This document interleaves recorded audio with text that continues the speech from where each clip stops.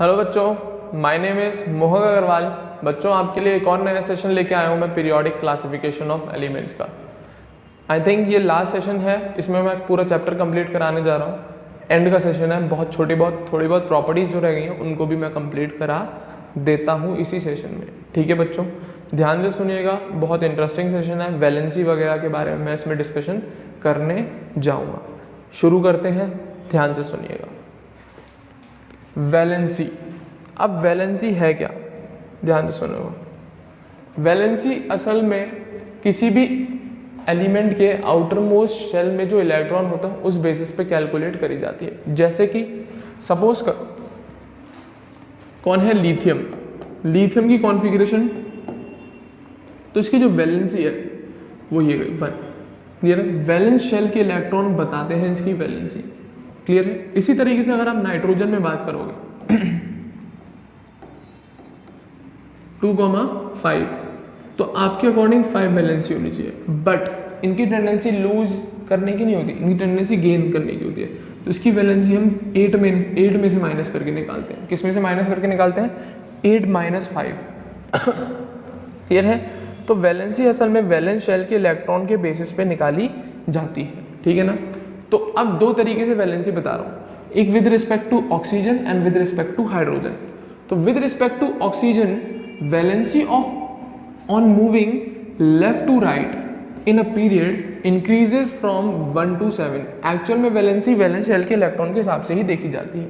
तो ऑक्सीजन के रिस्पेक्ट में ये वैलेंसी जब हम लेफ्ट से राइट जाते हैं तो 1 से शुरू होकर 7 पे एंड होती है। जैसे कि सोडियम के साथ, सोडियम का अगर हम कंपाउंड बनाते हैं ऑक्सीजन के साथ Na2O, जिसमें सोडियम की वैलेंसी कितनी बनती है? 1। MgO, जिसमें मैग्नीशियम की वैलेंसी कितनी है? 2। तो ग्रुप कौन सा है? फर्स्ट। ये ग्रुप कौन सा? सेकंड। तो जो ग्रुप नंबर है वो इनकी वैलेंसी रिप्रेजेंट कर रहा है। एल्यूमिनियम 13 ग्रुप का, थर्ड ग्रुप का बोल दीजिए आप। Al2O3 वैलेंसी कितनी? 3। ग्रुप कौन सा? थर्ड। सिलिकॉन SiO2 वैलेंसी कितनी? 4। ग्रुप कौन सा? फोर्थ। P2O5 वैलेंसी कितनी? 5। ग्रुप कौन सा? 5। Sulphur SO3 negative SO3 valency कितनी? 6। ग्रुप कौन सा? 6। Cl2O7 वैलेंसी कितनी? 7। ग्रुप कौन सा? 7। तो ऑक्सीजन के साथ ये जो एलिमेंट्स हैं अपने अपने पर्टिकुलर ग्रुप के, वो अपनी मैक्सिमम वैलेंसी को अटेन कर सकते हैं। तो असल में जो ग्रुप नंबर होता है ऑक्सीजन के रिस्पेक्ट में, वो उसकी वैलेंसी को रिप्रेजेंट करता है विद रिस्पेक्ट टू ऑक्सीजन। तो इन शॉर्ट, जब हम लेफ्ट से राइट जाते हैं किसी पीरियड में, तो जो ग्रुप के एलिमेंट्स हैं वो अपने अपनी वैलेंसी अपने ग्रुप नंबर से रिप्रेजेंट कर सकते हैं। तो 1 से लेकर 7 तक इंक्रीज करती चली जाती है विद रिस्पेक्ट टू ऑक्सीजन। वहीं पे अगर हम हाइड्रोजन के रिस्पेक्ट में देखें तो वैलेंसी बच्चों पहले लेफ्ट से राइट जाने पे पहले तो बढ़ती है, हाँ या ना? कहाँ से कहाँ तक? 1 से 4 तक। और जैसे ही 4 अटेन होती है उसके बाद डिक्रीज कर जाती है, वापस से 1 हो जाती है। जब हम हाइड्रोजन के रिस्पेक्ट में वैलेंसी चेक करते हैं तो लेफ्ट टू राइट मूव करते हैं पीरियड में, तो पीरियड में शुरुआत में तो बढ़ती है, कहाँ से कहाँ तक? 1 से लेकर 4 तक। और जैसे ही 4 अटेन हो जाती है तो 4 के बाद ये घटना शुरू हो जाती है और लास्ट में 1 हो जाती है। जैसे कि एग्जांपल देखो, first group, second group, third, fourth, fifth, six, 7 सारे ग्रुप हैं इनका हाइड्रोजन के साथ। LiH, BH2, BH3, CH4, NH3, H2O, NHF। ये मेरे ख्याल से आपको सारी चीज़ें आनी चाहिए। इसके रिस्पेक्ट में वैलेंसी 1, इसके रिस्पेक्ट में 2, इसमें 3, इसमें 4। बट जैसे ही हम 14th ग्रुप या 4th ग्रुप के आगे बढ़ते हैं वैलेंसी कम होना शुरू हो जाती है। यहाँ पे 5, 6, 7 लिख दिया, असल में इसकी वैलेंसी कितनी होगी? 3। इसकी वैलेंसी कितनी होगी? 2। इसकी वैलेंसी कितनी होगी? 1। तो ये चलता है हाइड्रोजन के रिस्पेक्ट में 1 से लेकर 4 तक और 4 से लेकर वापस 1। तो वैलेंसी ऑक्सीजन के रिस्पेक्ट में तो 1 से लेकर 7 तक लगातार बढ़ती जाती है, बट हाइड्रोजन के रिस्पेक्ट में 1 से लेकर 4 तक बढ़ती है और फिर बाद में घट जाती है। सब कुछ इनके इलेक्ट्रॉनिक कॉन्फ़िगरेशन की वजह से होता है। क्लियर है? तो ये था भाई वैलेंसी का पार्ट। असल में वैलेंसी कुछ नहीं, आउटर मोस्ट वैलेंस शेल के इलेक्ट्रॉन के बेसिस पे निकाली जाती है। क्लियर है? हाँ या ना? चले आगे। दूसरा पीरियोडिक प्रॉपर्टी, डेंसिटी। वैसे तो फिजिकल प्रॉपर्टी है, बट डेंसिटी का फॉर्मूला आना चाहिए आपको। क्या? मास अपॉन वॉल्यूम। और वॉल्यूम डिपेंड करता है एटॉमिक रेडियाई पे। सीधी बात है, हमने स्फेरिकल मान रखे हैं एटम्स को। तो डेंसिटी हम पीरियड में अगर कंसिडर करें तो पीरियड में बच्चों क्या करता है? मास बढ़ता है और एटॉमिक साइज मतलब एटॉमिक रेडियस घटता है। मास बढ़ता जा रहा है, रेडियस घटा तो वॉल्यूम घटा, ये बढ़ गया, ये घट गया, दोनों टर्म डेंसिटी को इंक्रीज कर देंगे। तो क्या? दोनों टर्म डेंसिटी को बढ़ाने का, मास बढ़ता जा रहा है, वॉल्यूम घटता जा रहा है, और दोनों फेवरेबल है डेंसिटी को इंक्रीज कराने के लिए। तो मास इंक्रीज, एटॉमिक साइज डिक्रीज, किसमें? पीरियड में जब लेफ्ट से राइट जाते हैं। तो डेंसिटी एक्सपेक्टेड टू डिक्रीज, उल्टा बोल दिया, डेंसिटी एक्सपेक्टेड टू डिक्रीज लिखा है। क्लियर है? हाँ या ना? मास बढ़ा है, डेंसिटी एक्सपेक्टेड टू इंक्रीज कर लेना है, गलत लिख गया है। डेंसिटी क्या एक्सपेक्ट कर रहे थे हमारी, इंक्रीज करेगी, क्योंकि लेफ्ट से राइट जाने में मास बढ़ता है, साइज घटता है, तो उसकी वजह से वॉल्यूम घटा, मास बढ़ गया। दोनों फैक्टर डेंसिटी को बढ़ाने का काम करते हैं, ना कि घटाने का। हम एक्सपेक्ट कर रहे थे बढ़नी चाहिए, बट असल में होता क्या है, but density along a period first increases up to middle and then decreases due to change in physical state. बहुत इंपॉर्टेंट पॉइंट है। तो हमारे हिसाब से डेंसिटी क्या करनी चाहिए, बढ़नी चाहिए, बिकॉज मास बढ़ रहा है और साइज घट रहा है, दोनों फैक्टर फेवरेबल है डेंसिटी को बढ़ाने के लिए। बट एक्चुअल में क्या होता है, जैसे हम पीरियड में जाते हैं तो ये डेंसिटी पहले तो बढ़ती है मिडिल तक और फिर उसके बाद घटना शुरू हो जाती है, क्योंकि नॉन मेटल आ जाते हैं और नॉन मेटल की फिजिकल स्टेट चेंज हो जाती है गैसेस स्टेट में। और मेरे ख्याल से गैसेस स्टेट की डेंसिटी डेफिनेटली कम होगी, गैसेस स्टेट में डेंसिटी डेफिनेटली कम होगी। तो वही लिखा है, non metals mainly are gaseous, क्योंकि स्टेट चेंज होती है।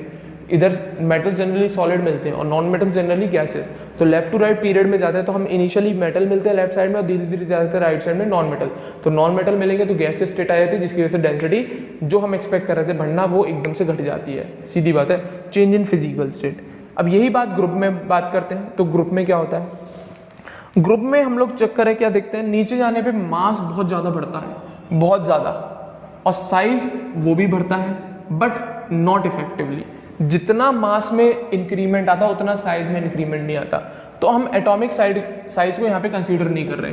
डेंसिटी क्या है, मास अपॉन वॉल्यूम।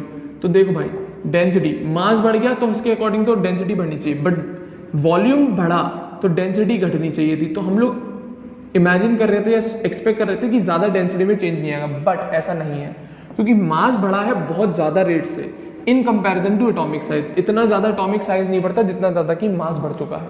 तो डोमिनेटिंग फैक्टर कौन है, मास। तो डेंसिटी क्या होनी चाहिए, increase on moving top to bottom. तो भाई डेंसिटी क्या है, मास अपॉन वॉल्यूम, क्योंकि साइज बढ़ेगा तो वॉल्यूम बढ़ेगा और डिनोमिनेटर बढ़ गया तो डेंसिटी घटनी चाहिए। तो भाई बट इतना साइज इफेक्टिवली नहीं बढ़ता जितना कि मास इफेक्टिवली बढ़ जाता है। तो वॉल्यूम चाहे बढ़ भी जाए तो उसका इफेक्ट नहीं दिखता जितना कि हमें मास का इफेक्ट। तो अल्टीमेटली डोमिनेटिंग फैक्टर या डिसाइडिंग फैक्टर मास होता है ग्रुप में। तो इसी वजह से डेंसिटी नीचे जाने पे बढ़ती है हमेशा। डेंसिटी किसी भी ग्रुप में नीचे जाने पे बढ़ती है हमेशा। और इसके जो एक्सेप्शन है वो मैं लिख दे रहा हूँ। 2 एक्सेप्शन पढ़ाऊंगा, ये रहे, एक सोडियम और पोटेशियम का और एक कैल्शियम वाली सीरीज में। हम एक्सपेक्ट क्या कर रहे थे, नीचे जाने पे डेंसिटी बढ़नी चाहिए थी। लिथियम से ज़्यादा सोडियम, सोडियम से ज़्यादा पोटेशियम, पोटेशियम से ज़्यादा रुबिडियम, उससे ज़्यादा सीरियम। एक्सपेक्टेड था, बट एक्चुअल में ये दोनों अपनी जगह बदल लेते हैं। कुछ भी रीज़न नहीं है, एक्सेप्शन है। लिथियम फिर पोटेशियम फिर सोडियम फिर रुबिडियम फिर सीरियम, एक्चुअल में ये फॉलो होता है। तो आगे वेरिएशन, एक्सेप्शन। इसी तरीके से सेकंड ग्रुप में beryllium, magnesium, calcium, strontium, barium, radium, ये एक्सपेक्ट कर रहे थे, बट आया क्या, सबसे कम हो जाती कैल्शियम की, ज़्यादा होनी चाहिए थी कैल्शियम, फिर मैग्नीशियम और बेरिलियम बहुत ज़्यादा हो गई डेंसिटी। एक्सेप्शनल बिहेवियर है। फिर normal strontium, barium, radium. Clear है। तो यहाँ पे इन तीनों में अदला बदली हो गई, कैल्शियम उठ के इधर आ गया, बेरिलियम उठ के इधर, इन दोनों ने अपनी जगह बदल ली। तो ये एक्सेप्शनल बिहेवियर है, याद करना है। नहीं तो जनरली अगर हम देखें तो नीचे आने पे डेंसिटी बढ़ती है, बिकॉज मास बहुत विग्रेसली इंक्रीज करता है। क्लियर है। तो ये डेंसिटी की बात हो गई। वैलेंसी क्लियर है, डेंसिटी क्लियर है। अब बचा आपका melting point and boiling point. ये भी बहुत इंपॉर्टेंट है। Melting point and boiling point physical state है, इंपॉर्टेंट टॉपिक है, ध्यान से सुनेंगे। क्लियर है। क्या है मेल्टिंग पॉइंट, बॉइलिंग पॉइंट में, melting and boiling point increases up to middle. ये तो पीरियड और ग्रुप के हिसाब से समझा रहा हूँ, ठीक है ना। पीरियड की बात कर रहे हैं जब हम लेफ्ट से राइट जा रहे हैं। तो melting and boiling point increases up to middle and then decreases till end. तो शुरुआत में तो बढ़ते हैं मिडिल तक और फिर बाद में घटना शुरू हो जाते हैं। पीरियड में तो नॉर्मल जैसा डेंसिटी का ट्रेंड है वैसे मेल्टिंग पॉइंट, बॉइलिंग पॉइंट का पीरियड में। बट ग्रुप में कुछ झमेला है।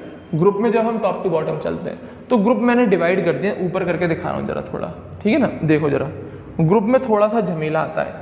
जैसे कि फर्स्ट और सेकंड ग्रुप को हम देखते हैं, थर्ड से 12th ग्रुप देखते हैं, 13 से 18 ग्रुप देखते हैं, और 3 टुकड़ों में मैंने डिवाइड कर दिया 18 ग्रुप को। जब हम फर्स्ट ग्रुप और सेकंड ग्रुप में देखते हैं टॉप टू बॉटम, तब बच्चों melting point, boiling point decrease करता है।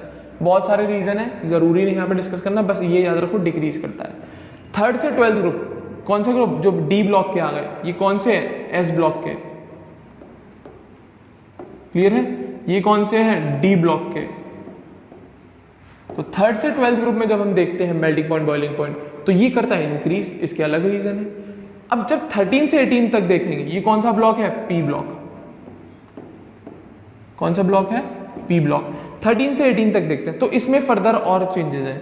इसमें हमें 13 और 14 में जब हम देखते हैं तो उस कंडीशन में तो घटता है डाउन द ग्रुप, और जब हम 15 से लेकर 18 में देखते हैं तो वहां पे ये इंक्रीज कर जाता है। तो वेरिएशन है बहुत ग्रुप वाइज। तो हम लोग इसकी एक शॉर्ट ट्रिक बना देते हैं। देखो फर्स्ट और सेकंड में क्या करा? डिक्रीज। थर्ड से 12th में क्या करा? इंक्रीज। 13 और 14 में क्या किया? डिक्रीज। और 15 से लेकर 18 में क्या किया? इंक्रीज। दीदी एक टर्म बना दिया, क्या? दीदी। क्लियर है? D for decrease, I for increase. पहला डी है फर्स्ट और सेकंड ग्रुप के लिए, सेकंड का आई है किसके लिए? थर्ड से लेकर 12th के लिए। पहला डी है फर्स्ट और सेकंड के लिए, दूसरा डी है थर्ड से 12th के लिए, आई है, सॉरी नॉट डी, इंक्रीज। तीसरा जो डी है वो किसके लिए? 13th और 14th के लिए। और लास्ट का जो आई है वो किसके लिए? 15 से लेकर 18th के लिए। तो दीदी टर्म से आप याद कर सकते हैं मेल्टिंग पॉइंट और बॉइलिंग पॉइंट ग्रुप में टॉप टू बॉटम। तो दीदी वर्ड है, D for decrease, I for increase. पहले दोनों ग्रुप में जब हम टॉप टू बॉटम देखेंगे मेल्टिंग पॉइंट बॉइलिंग पॉइंट तो वो घटेंगे, थर्ड से लेकर 12th में देखेंगे तो वो इंक्रीज करेंगे, 13 14 में देखेंगे तो फिर वापस वो डाउन द ग्रुप घटेंगे। पर वहीं पे 15 से लेकर 18 में चेक करते हैं तो वापस से वही ट्रेंड इंक्रीमेंट वाला आ जाता है जिसमें मास डोमिनेट करता है। क्लियर है? तो कुछ किसी कंडीशन में कोई अलग रीजन है, किसी कंडीशन में कुछ अलग रीजन है। तो बेसिक सी चीज़ है, याद करनी है आपको। आप शॉर्ट ट्रिक याद रख सकते हैं, बहुत बेसिक सी चीज़ है, ट्रिक है, याद करने में आसानी रहती है, नहीं तो भूल जाते हैं जनरली। ठीक है ना? दीदी से याद रहेगा, वैसे उम्मीद कर रहा हूँ मैं आप लोगों से। क्लियर है? अब ये तो हो गई आपकी पीरियोडिक प्रॉपर्टीज फिनिश।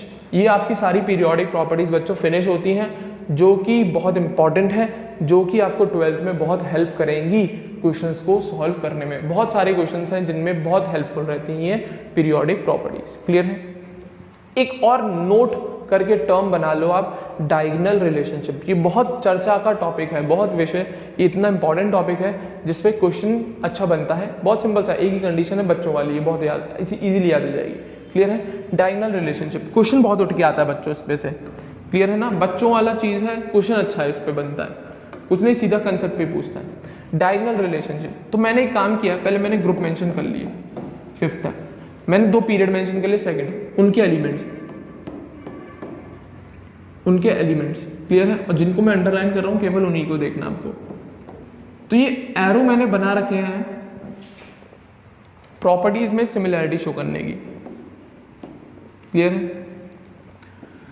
ये जो एरो बना रखा है ये प्रॉपर्टीज में सिमिलैरिटी शो कर रहा है। अब क्या कर रहा है? देखो भाई, लिथियम और बेरिलियम, तो हमारे हिसाब से तो दोनों अलग है, ये अलग ग्रुप का, ये अलग, तो डेफिनेटली प्रॉपर्टी डिफरेंट होनी चाहिए, बट नहीं होती। बेरिलियम एल्यूमिनियम ये भी अलग ग्रुप के, हमारे हिसाब से तो प्रॉपर्टी अलग होनी चाहिए, पर नहीं होती। बोरॉन और सिलिकॉन, इनकी ये भी अलग ग्रुप के, दोनों की प्रॉपर्टी अलग होनी चाहिए थी, नहीं होती। इसी तरीके से कार्बन और फास्फोरस, जिनकी प्रॉपर्टीज अलग होनी चाहिए थी, नहीं होती। रीजन सुनिएगा। तो डायगोनल रिलेशनशिप रखते हैं तो क्या है, देख जरा, एक सेकंड पीरियड के मेंबर्स, कौन? सेकंड पीरियड के मेंबर्स एक ऐसे एलिमेंट के साथ अपनी प्रॉपर्टीज में रिजेंबलेंस शो करते हैं जो इनकी पोजीशन के अकॉर्डिंग जस्ट हायर ग्रुप और जस्ट हायर पीरियड में बैठा होता है। मतलब ये जो सेकंड पीरियड के मेंबर्स हैं, ये ऐसे एलिमेंट के साथ प्रॉपर्टीज शो करते हैं, सिमिलैरिटीज शो करते हैं प्रॉपर्टीज में, जो एलिमेंट इनके ग्रुप से जस्ट हायर ग्रुप में बैठा हो और इनके जो पर्टिकुलर पीरियड हो उससे जस्ट पर्टिकुलर एक हायर पीरियड में बैठा हो। जैसे कि लिथियम के साथ मैग्नीशियम, बेरिलियम के साथ एल्यूमिनियम, बोरॉन के साथ सिलिकॉन और कार्बन के साथ फास्फोरस। तो मेरे ख्याल से ये एलिमेंट लिथियम के जस्ट हायर ग्रुप और जस्ट हायर पीरियड में बैठा है, तो डायगोनली बैठा है, ये कह लो। जो इन सेकंड पीरियड के मेंबर्स के डायगोनली जो एलिमेंट बैठा हुआ है वो प्रॉपर्टीज में रिजेंबलेंस शो करता है सेकंड पीरियड के इस मेंबर के साथ। तो ये हुआ क्यों ऐसा, तो वही लिखा है, डायगोनल रिलेशनशिप लिखिए पहले। Lighter element of second period, कौन? जैसे लिथियम हो गया, बेरिलियम हो गया, XYZ, एक पकड़ के चलो lithium, shows resemblance in properties, क्या करता है? अपनी प्रॉपर्टीज में रिजेंबलेंस शो करता है with elements of next higher period and next higher group. ऐसे एलिमेंट के साथ जो इससे एक पीरियड में भी हाई है एक, और ग्रुप में भी एक ग्रुप हायर है, तो next higher group and next higher period. This resemblance in properties of elements is called diagonal relationship. इसी रिजेम्बलेंस इन प्रॉपर्टीज को हम क्या कहते हैं, डायगोनल रिलेशनशिप। अपने से जो डायगोनली बैठे हुए एलिमेंट है उसके साथ ये प्रॉपर्टीज में रिजेम्बलेंस शेयर कर रहा है या शो कर रहा है। तो इस टाइप की रिजेम्बलेंस या इस टाइप की सिमिलैरिटीज इन प्रॉपर्टीज में को कहते हैं हम डायगोनल रिलेशनशिप, कि अपने ग्रुप के साथ तो है ही है बट ये अपने डायगोनली जो एलिमेंट बैठा है उसके साथ भी रिजेम्बलेंस शो कर रहा है। और ये काम हमें केवल इन्हीं दोनों पीरियड में देखने को, मतलब सेकंड पीरियड के मेंबर्स में ही देखने को मिलता है। ये मत करना कि मैग्नीशियम के आगे जो डायगोनली बैठा हो उसमें नहीं, केवल सेकंड पीरियड के एलिमेंट्स, वो भी लिथियम, बेरिलियम, बोरॉन, कार्बन, इन चार के अलावा और कोई नहीं शो कर सकता। मतलब इन चार पेयर्स के अलावा और कोई नया पेयर नहीं है, इतने ही याद रखने आपको। तो लिथियम मैग्नीशियम का एक डायगोनल पेयर है, बेरिलियम एल्यूमिनियम का एक डायगोनल पेयर है, बोरॉन सिलिकॉन का एक डायगोनल पेयर है और कार्बन और फास्फोरस का एक डायगोनल पेयर है, एक्सेट्रा हटा लेना। क्लियर है? तो ये डायगोनल रिलेशनशिप शो करते हैं। अब ये कंडीशन क्यों रही है? क्योंकि बच्चों इसका एक लौता एक ही रीजन है। The main reason for diagonal relationship, एक ही रीजन है। The main reason for diagonal relationship is that these elements have same charge upon size ratio, electronegativity and ionisation energy. ये तीन रीजन एक ही माना, ये मेजर कॉज है डायगोनल रिलेशनशिप का। क्योंकि लिथियम और मैग्नीशियम के चार्ज अपॉन साइज भी सेम हो गए, इनकी इलेक्ट्रोनेगेटिविटी भी अप्रोक्सीमेटली सेम होती है और इसकी आयनाइजेशन एनर्जी भी अप्रोक्सीमेटली सेम होती है। इक्वल नहीं बोला, अप्रोक्सीमेटली सेम बोल रहा हूँ। इसी वजह से लिथियम और मैग्नीशियम ये क्या है, डायगोनल रिलेशनशिप शो करते हैं। इसी तरीके से और कौन कौन है, बोरॉन और silicon, beryllium aluminium, carbon and phosphorus, ये पेयर ऐसे पेयर हैं जिनके charge upon size ratio, electronegativity और आयनाइजेशन एनर्जी में ज़्यादा बड़ा वेरिएशन नहीं है। मेजर जो होता है वो ये होता है charge upon size ratio. Major जो देखा जाता है वो ये देखा जाता है, चार्ज अपॉन साइज रेशियो। इसका दो नाम और है, आयनिक रेशियो भी बोल दिया जाता है या चार्ज डेंसिटी भी बोल दिया जाता है। इंपॉर्टेंट पॉइंट है, याद रखना। तो असल में ऑप्शन में ये पॉइंट भी लिखे आ सकते हैं, आयनिक रेशियो या चार्ज डेंसिटी। पूछ लेगा कि डायगोनल रिलेशनशिप का रीजन क्या है, ये किस वजह से ये डायगोनली रिलेशनशिप हो रहा है, कि लिथियम क्यों मैग्नीशियम को प्रॉपर्टीज में रिजेम्बलेंस शो कर रहा है, because of ionic ratio same या चार्ज डेंसिटी उनकी सेम होती है, इसीलिए। क्लियर है? मेरे ख्याल से यहाँ तक सारी चीज़ें कंफर्म होंगी। तो डायगोनल रिलेशनशिप भी कोई बड़ी बात नहीं है, ईजी सा पॉइंट है। सेकेंड पीरियड के एलिमेंट ऐसे एलिमेंट के साथ प्रॉपर्टीज में रिजेम्बलेंस शो करते हैं जो उनसे जस्ट हायर पीरियड और जस्ट हायर ग्रुप में बैठा हुआ है, दैट इज जो एलिमेंट डायगोनली है उनके बैठा हुआ। तो ये प्रॉपर्टी केवल सेकंड पीरियड के मेंबर्स में ही देखने को मिलती है। क्यों है? बिकॉज उनका आयनिक रेशियो या चार्ज डेंसिटी सेम है और साथ ही साथ उनकी इलेक्ट्रोनेगेटिविटी, उनकी आयनाइजेशन एनर्जी वो भी अप्रॉक्सीमेटली सेम मिलती है। इस कारण की वजह से ये डायगोनल रिलेशनशिप आती है। खत्म बात, इतनी सी बात थी। क्लियर है? मेरे ख्याल से यहाँ तक सारी बातें आपको कंफर्म होंगी। क्लियर है? अब इस चैप्टर का लास्ट टॉपिक एंड आपका चैप्टर का दी एंड पीरियोडिक क्लासिफिकेशन हर तरफ से कंप्लीट हो गया। क्वेश्चंस लगाना शुरू कर दिएगा, इजी है। एक दो चीज़ें और बताऊंगा एक्स्ट्रा और ज़्यादा कुछ नहीं पढ़ाऊंगा, ज़रूरत ही नहीं है, इतना ही आता है। अब हमें एक एक्स्ट्रा टॉपिक है, मतलब कुछ जनरल इन्फॉर्मेशन के है। Locating position of an element in a periodic table. Suppose करो आपको एक एलिमेंट मैंने पकड़ा दिया, आपसे पूछ रहा हूँ इसकी पोजीशन बताओ कि किस ग्रुप में, किस पीरियड में, किस ब्लॉक में ये एलिमेंट बैठा होगा। तो उसके लिए फॉर्मूले है। फॉर्मूले का कंसेप्ट है, पीरियड पता लगाना है किसी एलिमेंट का तो कैसे पता लगाएंगे, ब्लॉक पता लगाना है किसी एलिमेंट का तो कैसे पता लगाएंगे, ग्रुप पता लगाना है किसी एलिमेंट का तो ग्रुप कैसे पता लगाएंगे। तो इसके लिए कंसेप्ट है, ध्यान से सुनिएगा। तो एक एक करके बता रहा हूँ। पहले मैं पीरियड को पता लगाना बताएंगे कि किस तरीके से पीरियड डिसाइड होता है, फिर हम ब्लॉक सिखाएंगे, फिर उसके बाद ग्रुप सिखाएंगे। और आपके पास एग्जांपल है, पूरी पीरियोडिक टेबल पड़ी होगी, कोई भी एलिमेंट पकड़ के चलना, डिसाइड करिएगा। क्लियर है? पीरियड पता लगाने का एक ही कंसेप्ट, प्रिंसिपल क्वांटम नंबर देख लो। कौन सी शेल का? वैलेंस शेल का। ये नहीं कि कोई सी भी शेल देख लो, वैलेंस शेल का प्रिंसिपल क्वांटम नंबर है n, देख लो यार वैलेंस शेल का, वही पीरियड रिप्रेजेंट करता है उस पर्टिकुलर एलिमेंट का। वैलेंस शेल, ध्यान रखना, पेनल्टीमेट एंटी पेनल्टीमेट कोई नहीं, वैलेंस शेल का n देखना है। क्या देखना है? वैलेंस शेल का n। ये भले इसमें कोई मतलब नहीं है, भरी हुई है, इनकम्प्लीट है, केवल इसे n की वैल्यू पता लगानी। जैसे कि सोडियम कॉन्फ़िगरेशन 281, अब इसका वैलेंस शेल कौन सा है? ये थर्ड है, तो इसका पीरियड डेफिनेटली थर्ड होगा। और आप पीरियोडिक टेबल खोल के बैठे तो पता लग जाएगी, थर्ड पीरियड को बिलोंग करता है। कोई और उठा लो, मैग्नीशियम ले लीजिए, क्या ले लीजिए, कोई और मैग्नीशियम Mg ले लो, कोई भी उठा लो, कॉन्फ़िगरेशन आनी चाहिए बस तुम्हें। 282 कौन सा n है, 2 नहीं है, नंबर ऑफ शेल 1 2 3, तो n इक्वल्स टू 3 है। क्लियर है, तो ये भी थर्ड पीरियड का मेंबर है। तो इन शॉर्ट एलिमेंट्स की आपको कॉन्फ़िगरेशन आनी चाहिए और आप पता लगा सकते हैं आराम से कि उसका पीरियड कौन सा है। उसकी वैलेंस शेल का प्रिंसिपल क्वांटम नंबर देख लेना, उसकी वैलेंस शेल का प्रिंसिपल क्वांटम नंबर देख लेना, बस खत्म बात। तो ये तो बात हो गई पीरियड की। अब बात कर रहा हूँ ब्लॉक की मैं। ब्लॉक कैसे फाइंड करेंगे किसी एलिमेंट का? ब्लॉक फाइंड करने के लिए आपको ऑफ बाउ प्रिंसिपल आना चाहिए, जिसमें मैंने सबशेल के बेसिस पे इलेक्ट्रॉनिक कॉन्फ़िगरेशन बताई थी। जिसको नहीं याद है वो जाके रिवाइज करें, तब सुनेंगे। क्लियर है? ब्लॉक कैसे निकालते हैं सबशेल के हिसाब से, तो ऑफ बाउ प्रिंसिपल आना चाहिए, जो इलेक्ट्रॉनिक कॉन्फ़िगरेशन करते हैं हम सबशेल के अकॉर्डिंग, वो आनी चाहिए। तो क्या कहते हैं, किस बेसिस पे डिसाइड किए जाते हैं? तो subshell in which the last और डिफरेंशिएटिंग इलेक्ट्रॉन, जो लास्ट इलेक्ट्रॉन जब जाता है कॉन्फ़िगरेशन करते टाइम पे, उसी को हम डिफरेंशिएटिंग इलेक्ट्रॉन भी कहते हैं। तो क्या लिखा है? Subshell in which the last और differentiating electron enters represent the block of the element. उस एलिमेंट का वही सबशेल ब्लॉक रिप्रेजेंट करता है। जैसे कि सपोज करो, इजी लेके चल रहा हूँ, सोडियम 11 एटॉमिक नंबर होता है, तो 1s2 2s2 2p6 3s1। तो लास्ट और डिफरेंशिएटिंग इलेक्ट्रॉन किस में गया है? s में। तो सोडियम कौन से ब्लॉक का है? s ब्लॉक का है। किस ब्लॉक का है? s ब्लॉक का है।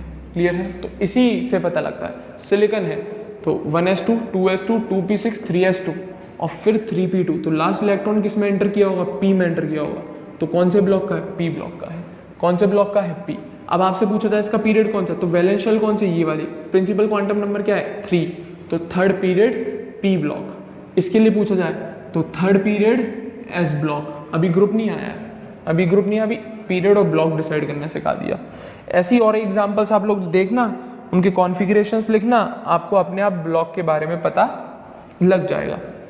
उम्मीद कर रहा हूँ एटॉमिक स्ट्रक्चर में ऑफ बाउ प्रिंसिपल पे आपने सारे एग्जाम्पल ट्राई कर लिए होंगे, तो ये सारी चीज़ें बहुत आसान लगेंगी आपको।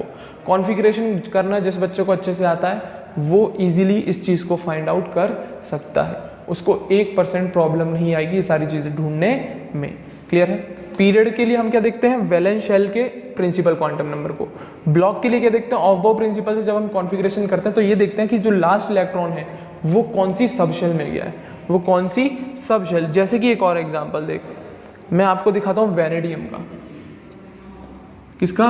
वैनेडियम 23 एटॉमिक नंबर बच्चों। वैनेडियम अच्छे से लिखते हैं थोड़ा। Vanadium 23 atomic number. क्लियर है? क्लियर है? अब भरते हैं 1s2 2s2 2p6 3s2 3p6 4s2। अभी 23 नहीं हुए, 3d3। तो 4s2 के बाद असल में लास्ट इलेक्ट्रॉन गया किसमें? तो मैं आपको ऑफ बाउ के अकॉर्डिंग लिख देता हूँ, ये हटाओ। इसके बाद क्या भरा जाता है? 4s भरा जाता है, 4s2 एंड देन 3d3। तो लास्ट इलेक्ट्रॉन किस में गया? d में। बट पेपर में वो इस तरीके से कॉन्फ़िगरेशन मेंशन करके देता है, तो आप लोगों को कंफ्यूजन हो जाता है, तो इसीलिए दिक्कत आ जाती है। पेपर में वो कॉन्फ़िगरेशन कुछ इस तरीके से लिख के देगा, ऐसे लिख के देगा 3d3 फिर 4s2। आपको लगता है लास्ट इलेक्ट्रॉन s में गया होगा, नहीं, लास्ट इलेक्ट्रॉन इस d में गया होता है। लास्ट इलेक्ट्रॉन इस d में। अगर ऑफ बाउ प्रिंसिपल ढंग से आता होगा तो समझ रहे होंगे मेरी बात। ये मैंने इसलिए लिख दिया क्योंकि सब वो सिमिलर n वाले जितनी भी सबशेल है उनको इकट्ठा करके रख देते हैं। जैसे असल में भरने का क्राइटेरिया 1s फिर 2s फिर 2p फिर 3s फिर 3p फिर 4s फिर 3d। तो जो लास्ट इलेक्ट्रॉन है वो 3d में जा रहा है। किस में जा रहा है? d में। तो d सबशेल में जा रहा है, तो एलिमेंट कौन से ब्लॉक का है? d ब्लॉक का। अब आपसे पीरियड पूछा जाए इसका, तो पीरियड के लिए हमें वैलेंस शेल ये वाली देखनी पड़ेगी। तो वैलेंस शेल का क्वांटम नंबर कितना है? 4। तो पीरियड की बात आती है तो वो है 4th। कौन सा पीरियड है? 4th। ब्लॉक कौन सा है? d, क्योंकि लास्ट इलेक्ट्रॉन किस में गया? 3d, d में गया तो d ब्लॉक। और पीरियड कौन सा है? तो वैलेंस शेल का क्वांटम नंबर है 4, तो उसी के हिसाब से प्रिंसिपल क्वांटम नंबर 4 वो उसका पीरियड मेंशन करेगा। तो इसी तरीके से अगर लास्ट इलेक्ट्रॉन f में जाता है तो f ब्लॉक का, s में जाता है तो s ब्लॉक का, p में जाता है तो p ब्लॉक का। तो एलिमेंट टू एलिमेंट आपको कॉन्फ़िगरेशंस आने चाहिए। अगर क्राइटेरिया आता होगा तो आराम से निकाल लेंगे, मुझे पूरी उम्मीद है। अब बात आती है ग्रुप डिसाइड करने के लिए। ये कंसेप्ट बचपन से सीखते आ रहे हैं कि ग्रुप कैसे डिसाइड किया जाता है। तो अगर हमें एस ब्लॉक एलिमेंट्स का ग्रुप डिसाइड करना है तो इतना तो पता लगा ही लेंगे कौन से एस ब्लॉक एलिमेंट्स हैं। अगर हमें एस ब्लॉक एलिमेंट्स का ग्रुप डिसाइड करना है तो असल में number of NS electrons represent the group number. तो उन एलिमेंट्स के जो NS इलेक्ट्रॉन, जो वैलेंस शेल में S वाले में इलेक्ट्रॉन बैठे होते हैं जितने, वही उनका ग्रुप नंबर डिसाइड करते हैं। जैसे सोडियम में 1s2 2s2 2p6 3s1, तो मेरे ख्याल से इसकी NS में कितने इलेक्ट्रॉन है 1, तो ग्रुप कौन सा हो गया फर्स्ट। इसी तरीके से magnesium 1s2 2s2 2p6 3s कितना है 2, तो वैलेंस शेल N वाली उसमें S में कितने 2, तो सेकंड ग्रुप हो गया। तो S ब्लॉक के लिए अगर आपको निकालना है ग्रुप नंबर तो उसकी वैलेंस शेल में S में कितने इलेक्ट्रॉन है वो पता लग जाए। तो जितने इलेक्ट्रॉन होते हैं S में मात्र 2 ही भरे जा सकते हैं, तो इसीलिए S ब्लॉक के मात्र 2 ही ग्रुप मिलते हैं, first and second group. Clear है। अब बात आती है P ब्लॉक की। P ब्लॉक के लिए कैसे ग्रुप निकाले हम, तो P ब्लॉक में ग्रुप निकालने का क्राइटेरिया कुछ अलग है, S ब्लॉक का अलग है, P ब्लॉक का अलग है। तो P ब्लॉक के लिए निकालने के लिए हमें क्या चाहिए, sum of number of electrons of NS and P electron plus 10 करना आपकी जिम्मेदारी है। P ब्लॉक में 10 एलिमेंट ऐड करना, क्योंकि ये D ब्लॉक के एलिमेंट जो बीच में गायब हो जाते हैं वो है। तो असल में अगर आपको P ब्लॉक के एलिमेंट्स का ग्रुप नंबर निकालना है तो क्या करना, उसके NS के इलेक्ट्रॉन वैलेंस वाली के, NP के इलेक्ट्रॉन वैलेंस वाली के और 10 अपनी तरफ से ऐड कर देना। तो जो वैल्यू निकल के आएगी वो उसका ग्रुप नंबर रिप्रेजेंट करेगी। जैसे कि एल्यूमिनियम देख लो 1s2 2s2 2p6 3s2 3p1, तो NS2 NP1 इनको ऐड कर दो, NS के कितने 2, NP के कितने 1 और 10 अपनी तरफ से, तो ऐड करेंगे तो 13 ग्रुप के मेंबर है। कौन से ग्रुप के मेंबर है, 13 ग्रुप के। S ब्लॉक में पता लगाना है तो उनके जो NS के इलेक्ट्रॉन है वही उनका ग्रुप नंबर है, बता देते हैं। P ब्लॉक में तो वैलेंस शेल की जो S है और P है उनके इलेक्ट्रॉन ऐड करना, उसमें 10 जोड़ना तो ग्रुप नंबर आएगा। तो P ब्लॉक के लिए अलग क्राइटेरिया है। क्लियर है। NS के इलेक्ट्रॉन जोड़ना है, NP के इलेक्ट्रॉन जोड़ना और उसके में 10 ऐड करना, तब आएगा इसका ग्रुप नंबर। क्लियर है।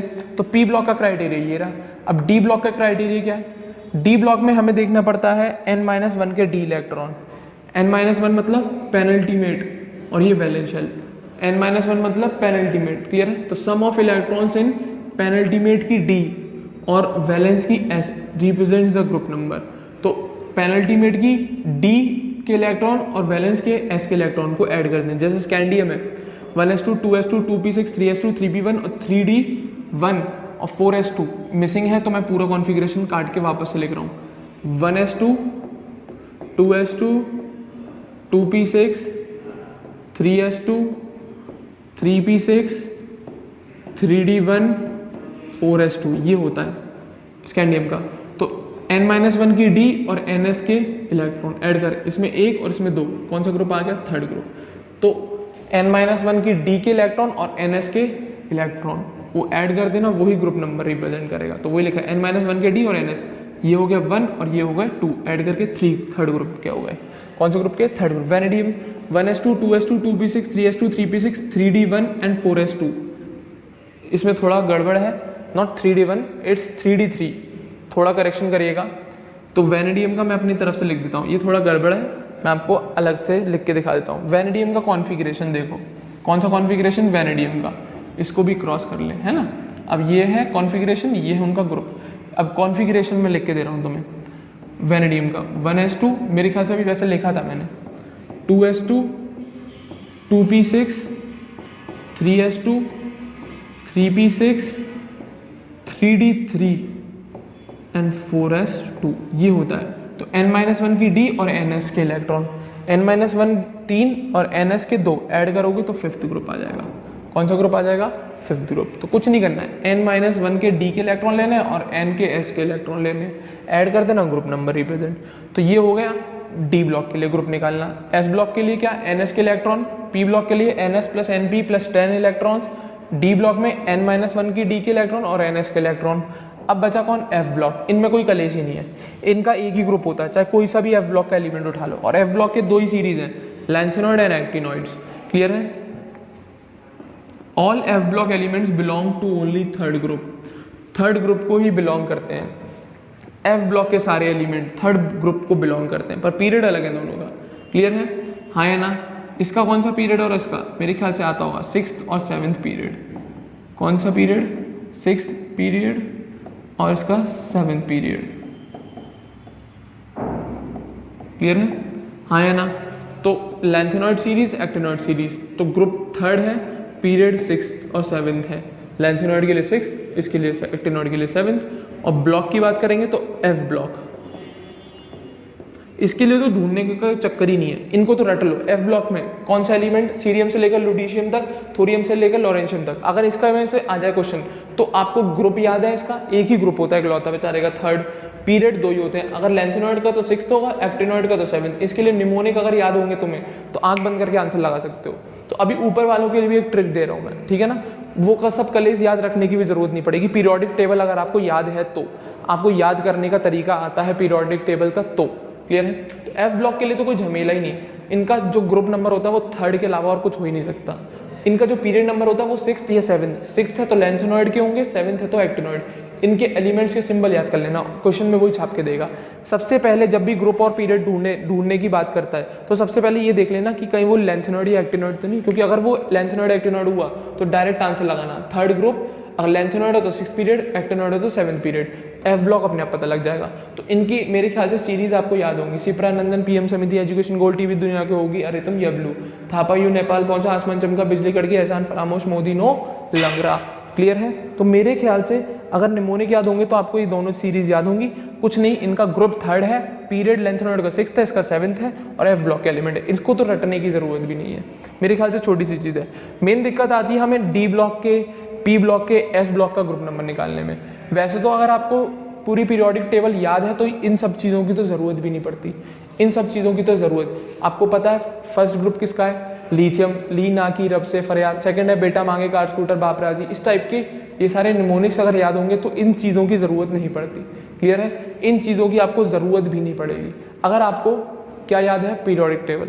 अब किसी कारणवश आप भूल गए पीरियोडिक टेबल, मान लो कोई एलिमेंट आपको दे दिया, तो नोबल गैस तो नहीं भूलोगे ना, इतना तो थोड़ा बहुत तो ध्यान रखोगे। मैं पीरियोडिक टेबल दिखाने की कोशिश करता हूँ, रुकना बच्चों जरा, पीरियोडिक टेबल ओपन कर लूँ मॉडर्न फॉर्म, फिर डिस्कशन करते हैं उस पर, ठीक है ना? 1 सेकंड रुकिएगा बच्चों,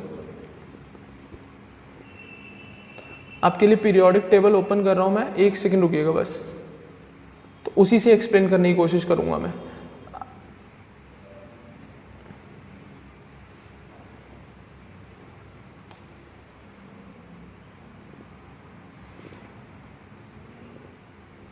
ये रही, देखो अगर आपको पीरियोडिक टेबल ढंग से याद है तो आसान लगेंगी चीज़ें सारी, आपको दिख रही होगी पीरियोडिक टेबल। अब आपको कोई और है, कोई भी एलिमेंट दे दे, देखो इसके लिए तो कोई झंझट है ही नहीं। पीरियड इसके 2 ही है, 6th और 7th, ग्रुप एक ही है थर्ड, ये वाला, क्लियर है? और ब्लॉक कौन सा है, एफ ब्लॉक है। बाकी कोई भी अगर आपको मान लो नहीं याद है पीरियोडिक टेबल किसी वजह से, मान लो निमोनिक तो याद है, एलिमेंट तो याद कर पाओगे। सपोज करो मैंने ऐसी दे दी हवा में, क्रोमियम का मुझे निकाल के दीजिए ग्रुप, पीरियड वगैरह XYZ, क्लियर है? पीरियड निकालने के लिए तो आपको समझ में आ गया होगा। वैसे तो क्रोमियम के एटॉमिक नंबर तो इतना तो याद ही कर लोगे यार, काउंटिंग है 1 2 3 4 5 6 7 8 9 10, इतना याद रह जाता है, ठीक है ना? तो हमें क्रोमियम का ग्रुप निकालना है। मान लो आपको ये चीज़ें याद नहीं है, एकदम से आपको इंस्टेंटली बोल दे क्रोमियम का ग्रुप निकालो। अच्छा, क्रोमियम का पीरियड तो बहुत आराम से पता लग जाएगा, क्रोमियम का पीरियड बहुत आराम से पता लग जाएगा, इसमें कोई इतना बड़ा इशू होना नहीं है, क्लियर है? अब एक और बहुत बढ़िया ट्रिक दिखाता हूँ, मैजिक नंबर्स, मेरे ख्याल से मैंने आपको बताए थे, मैजिक नंबर्स दिखाता हूँ, ठीक है ना? मैजिक नंबर्स कुछ होते हैं, दिखाता हूँ। जैसे सपोज करो हीलियम का एटॉमिक नंबर कितना होता है, 2। कितना होता है बच्चों हीलियम का एटॉमिक नंबर, 2, क्लियर है? 8 ऐड करिए। नियॉन का एटॉमिक नंबर 10, 8 ऐड करिए। आर्गन का एटॉमिक नंबर 18, क्लियर है? हाँ या ना, कोई दिक्कत? अब 18 ऐड करिए। कितने ऐड करने हैं, 18। कितने ऐड करने हैं, 18। तो क्रिप्टन का 36, मेरे ख्याल से इतना ही होता है, क्लियर है? अब एक और 18 ऐड करिए। कितने ऐड करने हैं, 18 ऐड करने हैं। कितना आएगा, 54, क्लियर है? कितना आएगा, 54। अब आपको 32 ऐड करने, तो यहाँ पे कितने ऐड किए आपने, 8। यहाँ पे कितने ऐड किए, 8। यहाँ पे कितने ऐड किए, 18। यहाँ पे कितने ऐड किए, 18, क्लियर है? हाँ या ना? 8 8 18, कोई दिक्कत? अब कितने ऐड करने हैं आपको, 32 एलिमेंट्स ऐड करने हैं। कितने के ऐड करने हैं, 32, क्लियर है? तो ये बचा रेडॉन का 86, क्लियर है? 86 में अब फर्दर और ऐड करो, तो मैं इसको अंदर ही लिख देता हूँ, 86 हो गया, ठीक है ना। कितने ऐड किया आपने? 32 ऐड करे, क्लियर है। कितने ऐड करे हैं? 32। अब एक और 32 ऐड करो इसमें, इस 86 में 32 और ऐड करिए, 32 और ऐड करिए, कितना आ गया? 118, तो 118 आ गया। तो ये होते हैं मैजिक नंबर्स। क्या है नोबल गैसेस के लिए? 8, 8, 18, 18, 32, 32, these are called magic numbers, जिससे आप पहला एलिमेंट का अगर आपको एटॉमिक नंबर पता है तो सबके लिए। अब ये वाले मैजिक नंबर सब में अप्लाई नहीं होते, अलग अलग हर जगह अलग अलग लगते हैं। देखो जरा, बोरॉन से ऊपर कोई है क्या? नहीं है। ये बोरॉन से लेकर फ्लोरीन के लिए जो मैजिक नंबर्स हैं, ये तो आपके लिए मैंने नोबल गैसेस के लिए लिखा दिए। अब बोरॉन से लेकर फ्लोरीन तक के लिए मैजिक नंबर जो है, एक हटा दे इसमें से 8, बाकी के बचे हुए बोरॉन के लिए आ जाएंगे 8 यहाँ पे, क्लियर है।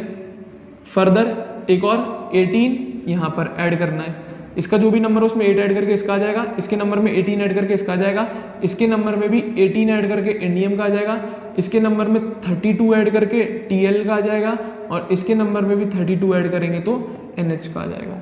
तो boron, carbon, nitrogen, oxygen, fluorine family के लिए ये होगा मैजिक नंबर 8, 18, 18, 32, 32, क्लियर है। अब बात आती है लिथियम और बेरिलियम, इनके लिए भी यही सेम चलते हैं। क्या? 8, 18, 18, 32, 32, ये लिथियम और बेरिलियम।